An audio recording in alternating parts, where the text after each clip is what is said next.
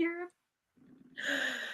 Hello, everybody, and welcome to the second installment of West Virginia Pagan Day of Prayer 2022. This is the 12 o'clock edition, and joining me is High Priestess Isadore. Welcome. Hi.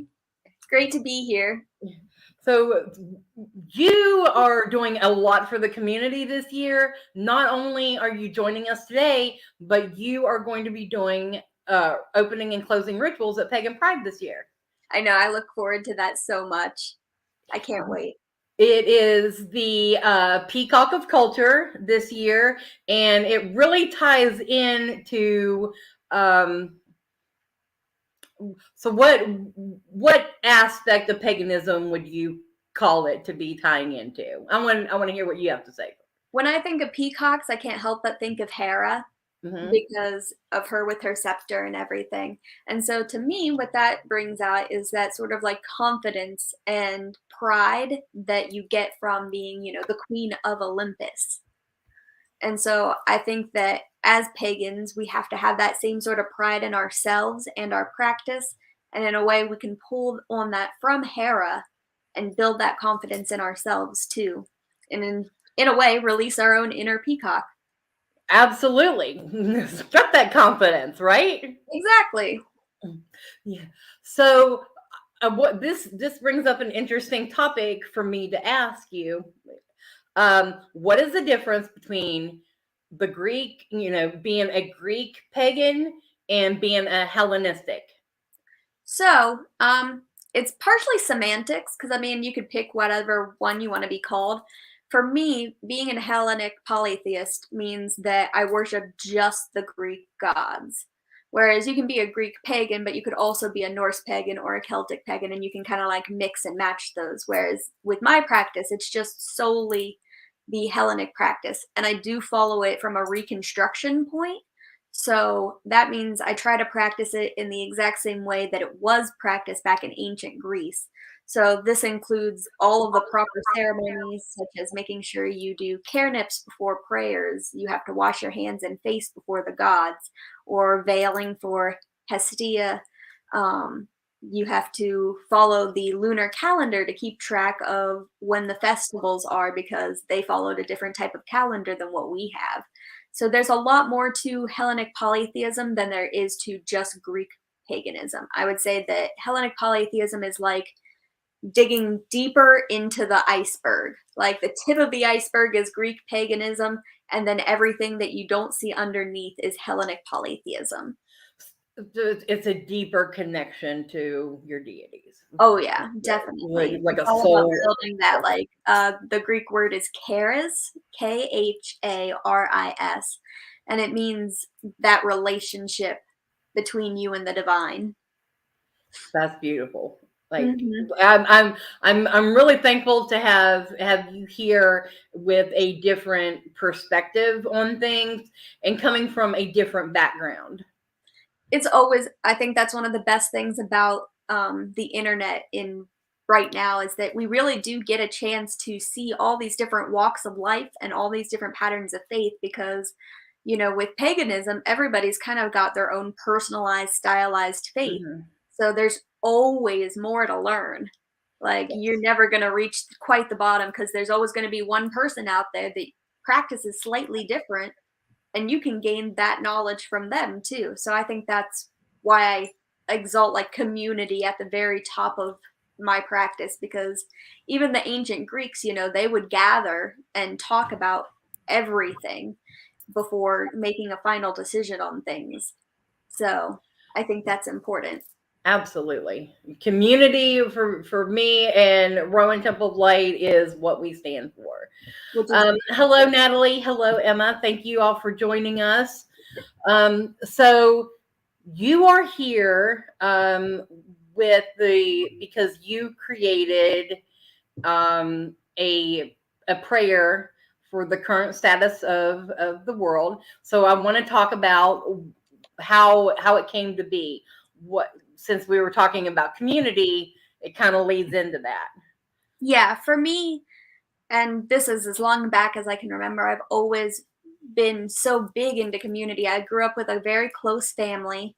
Like even to this day, I still see my grandma and my mom like every single day. If I'm not talking to them, I'm texting them. Um, and so when I see other communities hurting, I feel a little bit of a responsibility because I have a privilege that I have such an amazing life. I have a roof over my head. I have a loving family. I have all those things that a lot of people don't have.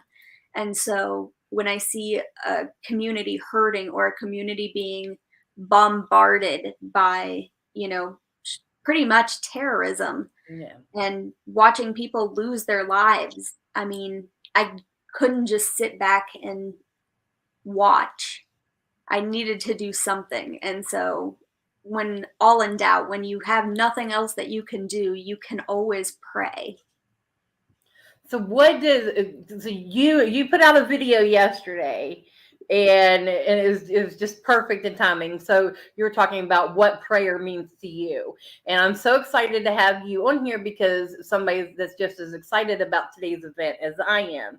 So by all means, here is your platform. Tell us, you know, about prayer and what it means to you. So, for me, it is about building that very special relationship with the gods. It's a metaphysical connection between you and them, and it's so unique and so beautiful. No two people are going to have the same experience, and it fills you with such a light that is undescribable, to be completely honest. But for me, it is about building that relationship with the gods. I said in my video that, a lot of people will ask, well, do I need these things? Do I need to make an altar? Do I need to buy them like a statue? Do I need all? And there's a lot involved in it. And I always tell them, like, if you want to do those things, absolutely. But the first thing that you should take into consideration when you work with a new god or approach any deity is pray. And it doesn't have to be prayers of supplication. Honestly, I think that most of the time the gods really appreciate just prayers of praise, giving thanks and honoring them for who they were and are.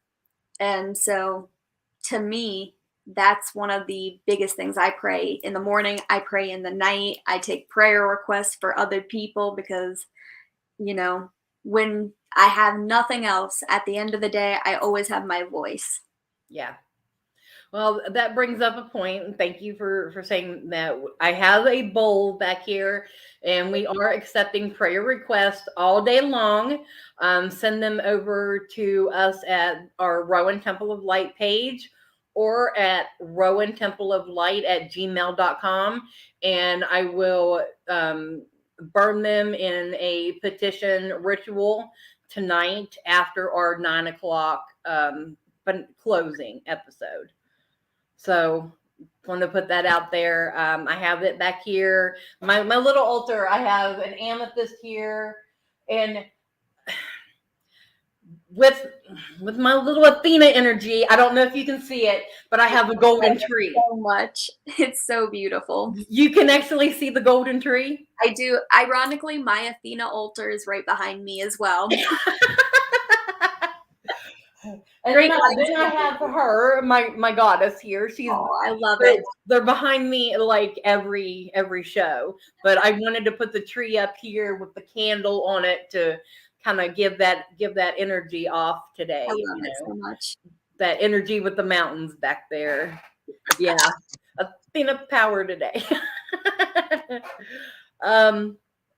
So let me think. What else was we wanting to talk about? I want to, before we get into your prayer, I want to talk about pagan prayer beads. Absolutely. And it has become such a bigger thing. Oh my gosh, yeah, it blew up really fast. Yeah. So do you, or can you use your pagan prayer beads with your prayer? Absolutely. In fact, that's what I typically tell people to do, because when I design the prayer beads, a lot of people assume that they're meant to be like necklaces because of how long and they are wrapped around. Mm-hmm.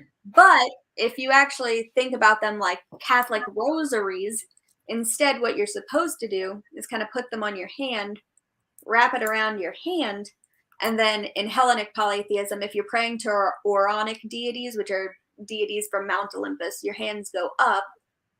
And then if you're praying to chthonic deities, such as like Hades or Hecate, your hands are pointed downward during prayer. But either way, the beads stay on the hand. That way you can charge that power right there. And each set to me is unique because it's about creating another connection between you and the gods. Because I sell prayer beads and I do custom commissions on them. And so one of the things that I always try to make sure for everybody is that I usually do an intuition reading and pull on their own energy and then the energy of their deity to figure out what would work best to make a set of prayer beads, what crystals better align with it, what symbolism. And so like I keep my Apollo beads on me at like all times and they're always right around my wrist. So I'm always have them just in case I need a little prayer on the go. Now I have a question because I have made kind of a just a string about this long as a prayer set, and I don't ever remember where I got it because I don't. I guess it's a question for Tommy later whenever he brings up his Catholic, Christo-paganism Yes. later on this evening. But whenever I made mine, each bead represented something. So if it was like the phases of the moon, the Sabbats, things like that. Is that anything like what you do? You like Absolutely. The way I think about it is once again, it sort of just boils down to like semantics because prayer beads can be any type of bead. You have mandala beads, designs like that. Other people go with the rosary design. Some people just make devotional like necklaces. So the great thing about it is that you can do just about anything. And so long as you put that intention and blessing into it, it'll still be just as powerful as any other one. Because I take the time when I'm done to clean everything energy wise and then usually bless it for that deity. And I feel like basically that's all you really need if you want to make prayer beads of your own because they're not too difficult. Mm-hmm. No, it's not because I mean that's pretty much what we base our sets and our beliefs off of is what works best for us. So Exactly. right. Witchcraft has always been about working with what you have. That's why I'm like, if you can make your own tools, you should absolutely make your own tools and do as much of what you can on your own because I think that imbues it with your own energy and your own power and makes it more special. So you have been on your path for a very long time. Did you Oh, come yeah. from a Christian background Yes, or I did. Oh my okay. goodness.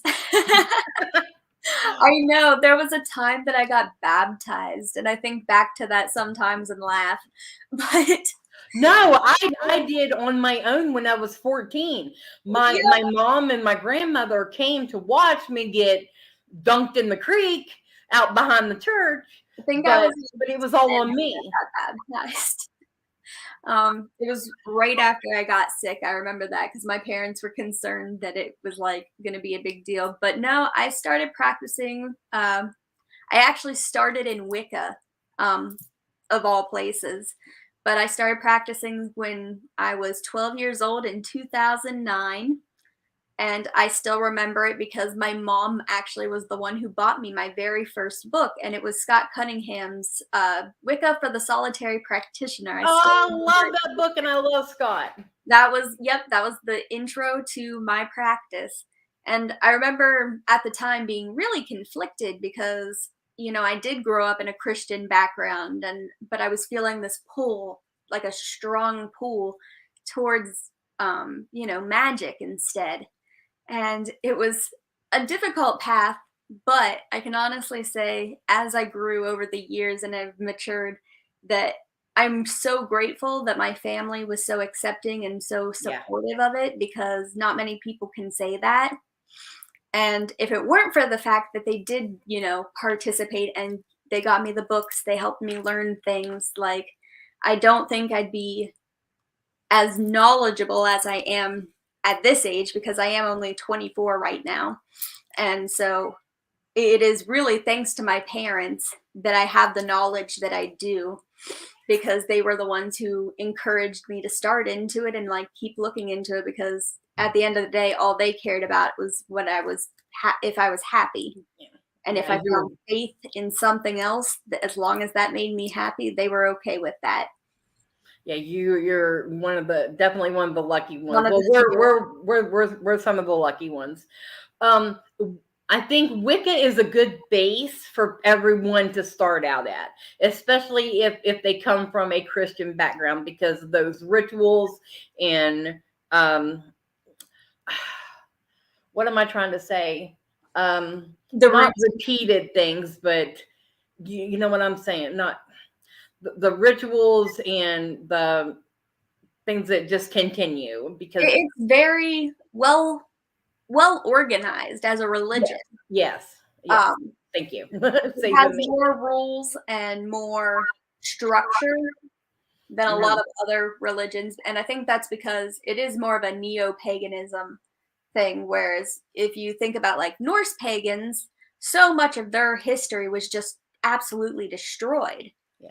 So the Greeks are fortunate because a lot of their stuff survived and has been, preserved as, history.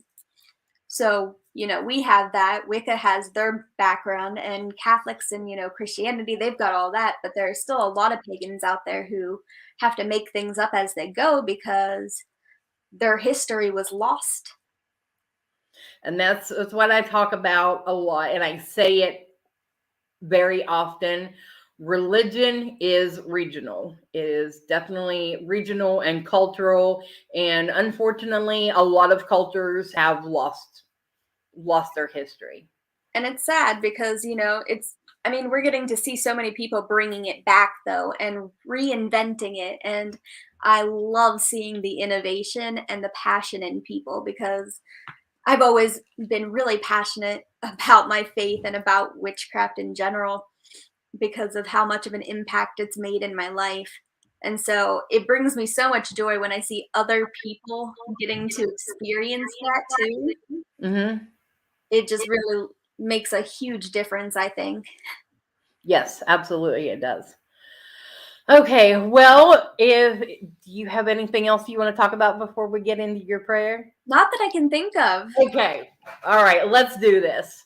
All righty. You just guide me. I will follow along with you. However, okay, we're doing this. So, yep, we put our hands up because we're praying to Athena because she's the goddess of war and wisdom strategy.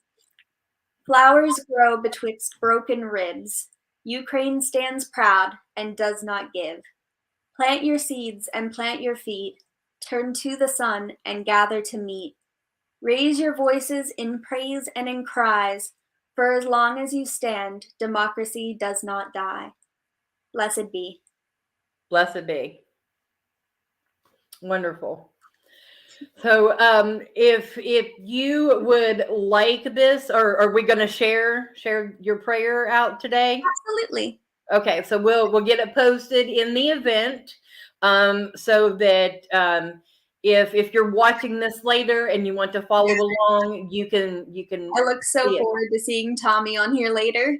Oh yes, absolutely. I won't be on here with him. That Asen is going to be hosting because I'm pulling double duty today.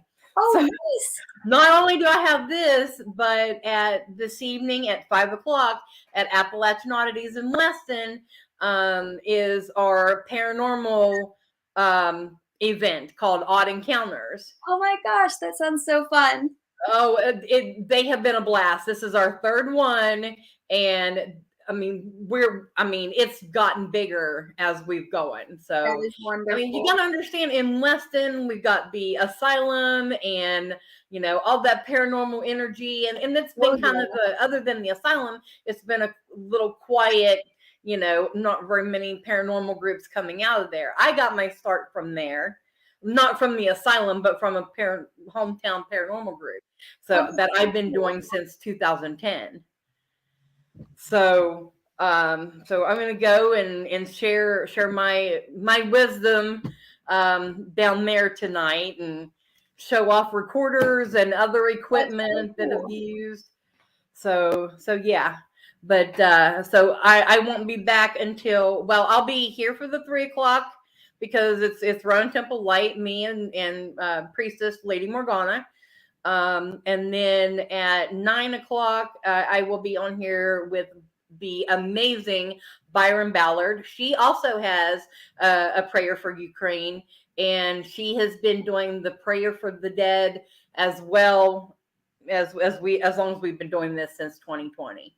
So we're going to end out the day with that. So sounds like a plan. Yes. So thank you so much for being here. It was a pleasure.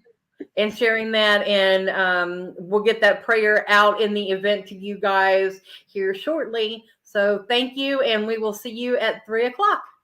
Bye, guys. Blessings. Love you.